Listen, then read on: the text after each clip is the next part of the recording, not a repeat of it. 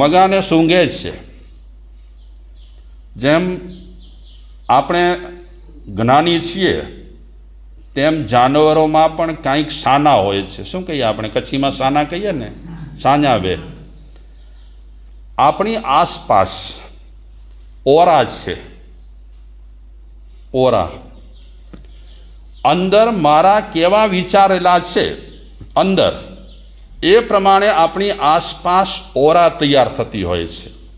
માની લો કે અત્યારે મારા મનમાં કે તમારા મનમાં સાત્વિક વિચારો રહેલા છે, તો તે સમયમાં આપણી આસપાસ જે ઓરા ગોઠવાય એ સાત્વિક ગોઠવાય કે જેની બાજુવાળાને સારી અસર થાય। અગર આપણા વિચાર સાત્વિક ન હોય, અંદરથી આપણા વિચાર ખરાબ રહેલા હોય, તો આપણી આસપાસ તે પ્રકારની ઓરા તૈયાર થાય। નેગેટિવ માણસ જે રહેલો હોય એની ઓરા નેગેટિવ રહેલી હોય, અને પોઝિટિવ માણસ રહેલો હોય તો એની ઓરા પોઝિટિવ હોય। તમને ખ્યાલ હોય તો તીર્થંકરોની પાછળ એક ચક્ર ફરતો હોય છે। શું છે એ ચક્ર? દરેક તીર્થંકરની પાછળ એ હોય જેને આભા મંડળ કહેવાય। તીર્થંકરોના આભા મંડળ કેવા હોય? એમની ઓરા કેવી હોય તીર્થંકરોની? હા, તીર્થંકરો હયાત હોય ત્યારે એમની ઓરા તો જબરદસ્ત રહેલી હશે, આપણે શબ્દોથી કહી જ ન શકીએ। અત્યારે પણ કોઈ પણ મૂર્તિ આપણે જોઈએ તો એ મૂર્તિ જોયા પછી પણ આપણને એમ લાગે કે સરસ મજાની મૂર્તિ છે, એમ લાગે ઘણાને। जिसकी प्रतिमा इतनी सुंदर वो कितना सुंदर होगा, नाम तेरा है तारणहारा। જેની પ્રતિમા કોણે ઘડી છે? પરમાત્માની પ્રતિમા ઘડનાર કોણ છે? તો માણસ છે। માણસે પરમાત્માની આવી પ્રતિમા ઘડી, સુંદર મજાની પ્રતિમા ઘડી, તો ખુદ પરમાત્મા કેટલા સુંદર હશે? તો એમની આભા મંડળ પણ એકદમ આપણે શબ્દોથી કહી ન શકીએ એટલી પવિત્રમાં પવિત્ર હોય છે। દરેક માણસને આભા મંડળ હોય છે, જીવ માત્રને આભા મંડળ હોય છે। તો આપણા વિચારોની અસર બહારના વ્યક્તિઓ પર થતી હોય છે। અગર આપણા વિચારો એટલા જોરદાર ન હોય તો બહારના વ્યક્તિ પર એટલા આપણા શબ્દોની પણ અસર થતી નથી। તો આ મગા એના વાઇબ્રેશન્સ મતલબ કે ઓરા એટલો સુંદર હતો કે ઓરા સુંદર હોવાને કારણે હાથી સૂંઘી કરી અને ચાલ્યો ગયો। વિરોધી લોકો હબક ખાઈ ગયા કે આવો હાથી જેવો હાથી આમ છૂટો મૂક્યો, કચડવા માટે ગયો, તે છતાં પણ કચડી ન શક્યો। ગજબની વાત રહેલી છે। પાલતુ હાથી અને જંગલી હાથીમાં ફરક હોય। ઉટી બાજુ અમે વિહાર કરતા હતા ત્યારે ત્યાં રાત્રિ એટલે કે દિવસ અસ્ત થયા પછી રોડ બંધ થઈ જતા હોય છે। જ્યાં સુધી સૂર્યોદય ન થાય ત્યાં સુધી રોડ બધા લોક કરેલા હોય, કોઈ પણ વ્યક્તિ એ રોડ પર જઈ ન શકે। એનું કારણ કે ઉટી બાજુ હાથીઓ બહુ જ હોય, ટોળા હોય, અને તેમાં પણ પાલતુ હાથી કાંઈ ન કરે, પણ જંગલી હાથી અગર માણસને જુએ અને ઉશ્કેરાય તો એ કચડી નાખે, ખલાસ કરી નાખે। એટલે ઉટીથી લઈ કરી અમે વિહાર કર્યો 100 કિલોમીટર સુધી। ઉટીના લોકો, ઉટીનો સંઘ એ 100 કિલોમીટર સુધી કોઈ પણ સાધુ સાધ્વીની સાથે એક વાહન રાખી કરી અને ચાલતા હોય। અમુક સુધી હોલ્ટ કરે, પછી એ લોકો પોતાના સ્થાને જાય, બીજા દિવસે આવે, હોલ્ટ થાય, પછી પાછા જાય। એ રીતે 100 કિલોમીટર સુધી સાથે ચાલે। એનું કારણ હાથીનો ત્રાસ। અમે જ્યારે વ્હીલચેરમાં જતા હતા ત્યારે પોલીસ આવી કરી અને અમને કીધું કે મહારાજશ્રી, આ રીતે તમે રોડ પર વિહાર ન કરી શકો, ગમે ત્યારે હાથી આવી શકે, ગમે ત્યારે કાંઈ પણ થઈ શકે। એટલે આ હાથીની, કયા હાથીની તકલીફ હોય? પાલતુ હાથીની નહીં, જંગલી હાથીની બહુ તકલીફ રહેલી હોય। અમે જ્યારે પહાડ પર ઉતર્યા હતા એક ઠેકાણે, ત્યારે દિવસ અસ્ત સમયમાં એક હાથી તોફાને ચડ્યો હતો।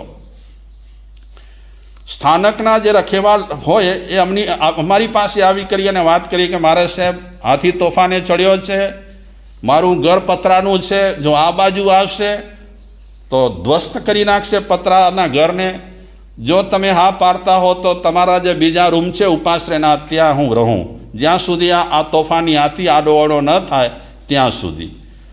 તો આ જે હાથી છોડ્યો હતો રાજાએ, એ હાથી પણ જબરદસ્ત હાથી હતો, તે છતાં પણ એ હાથીને અસર થઈ. કોની અસર થઈ? મગાના વિચારોની, એની પ્રવૃત્તિની, એની સાત્વિકતાની અસર થઈ અને હાથી પાછો ગયો. પછી રાજાના માણસો રાજાને કહે છે, હવે આપણે એમ કરીએ, હાથીને દારૂ પીવડાવીએ, શરાબ પીવડાવીએ, શરાબ પીવડાવી કરી અને હાથીને છોડીએ.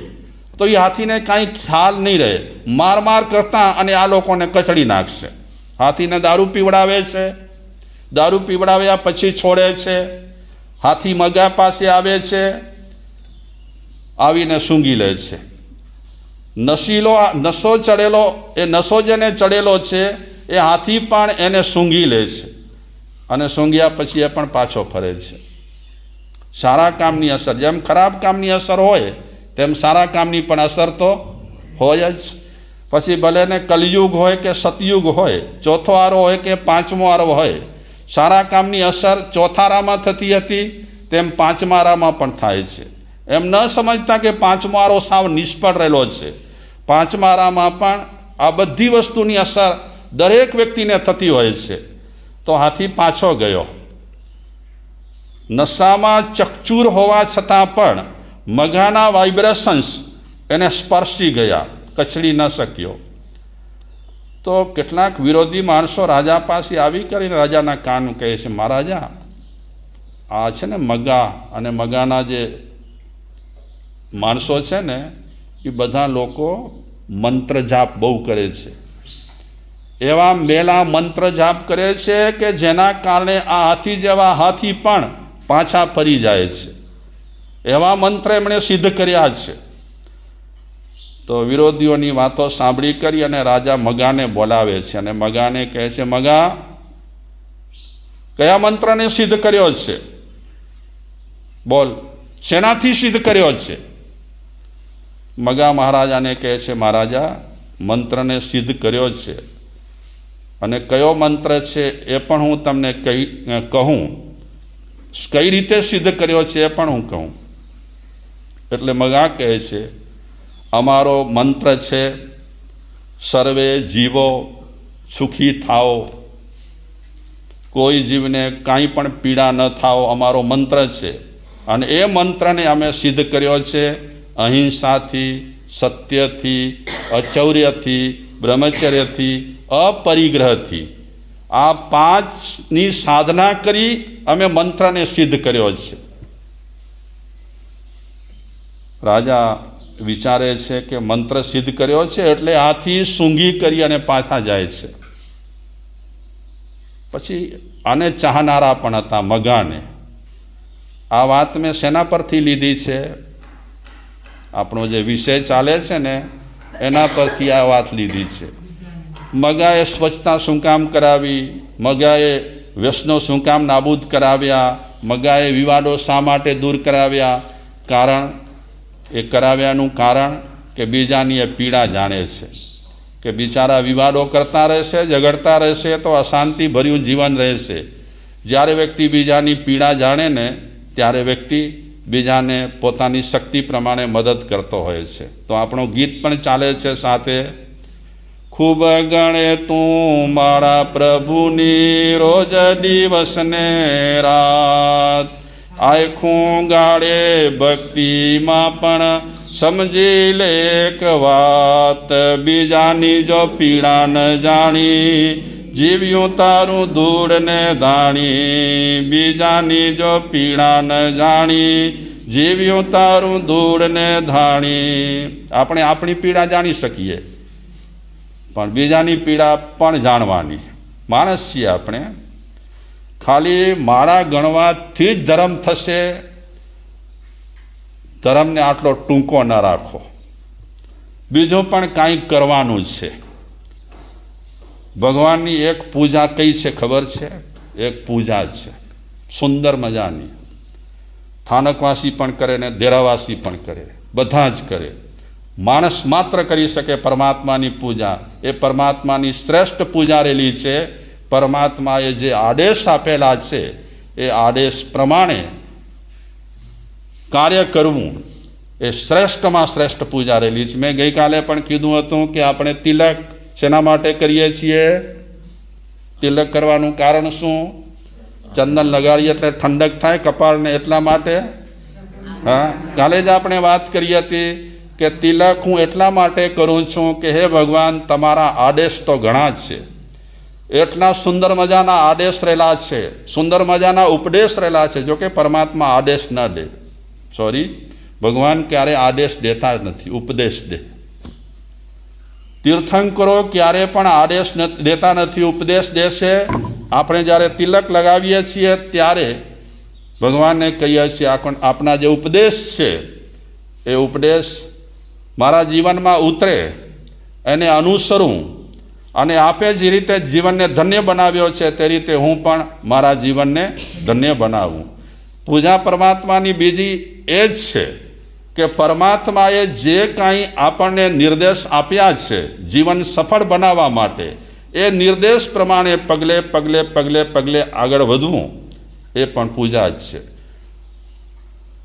તે જ કવિ કહે છે કે આપણે ભગવાનની આરતી ઉતારીએ છીએ પણ ભગવાનનો ઉપદેશ ઉતારતા નથી. માજી, તે જ કવિની વાત છે, નલિયાના હતા તે જ કવિ. એ કહે માણસ છે ને આરતી ઉતારે છે ભગવાનની, પણ ભગવાનનો ઉપદેશ કેમ ઉતારતો નથી? આરતી ઉતારે એની સાથે સાથે માણસ જો પરમાત્માનો ઉપદેશ ઉતારે તો માણસનું જીવન સાર્થક થઈ જાય. તો મગા એણે તો રાજાને સ્પષ્ટ કહી દીધું કે મારો મંત્ર કયો છે? સર્વ જીવો સુખી થાય, કોઈ જીવને પીડા ન થાય, મારો મંત્ર છે. અને મંત્રને સિદ્ધ શેનાથી કર્યો છે? કે અહિંસા, સત્ય, ચૌર્ય, બ્રહ્મચર્ય અને અપરિગ્રહથી.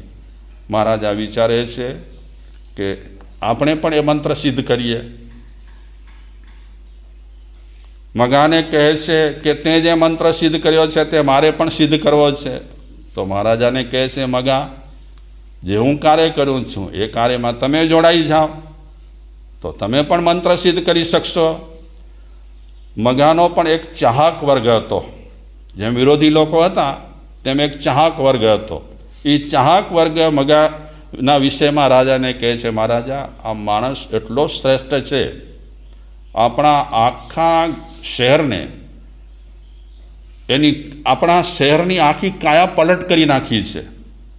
લોકોમાં જે બડીઓ હતી બડીઓ દૂર કરાવી છે, ઝઘડા દૂર કરાવ્યા છે, ગામને સ્વચ્છ રખાવ્યું છે. માણસ બહુ સારો છે. મગાની બહુ પ્રશંસા એના ચાહક વર્ગ કરે છે. પછી રાજાને પણ લાગ્યું કે માણસ ઊંચો લાગે છે, એ મને મારી ગાદીને હડપ કરી જાય એવી એની ચાલ ચલગત નથી. ચોક્કસ એના જે વિરોધી લોકો રહેલા છે એમણે મારા કાન ભંભેર્યા છે.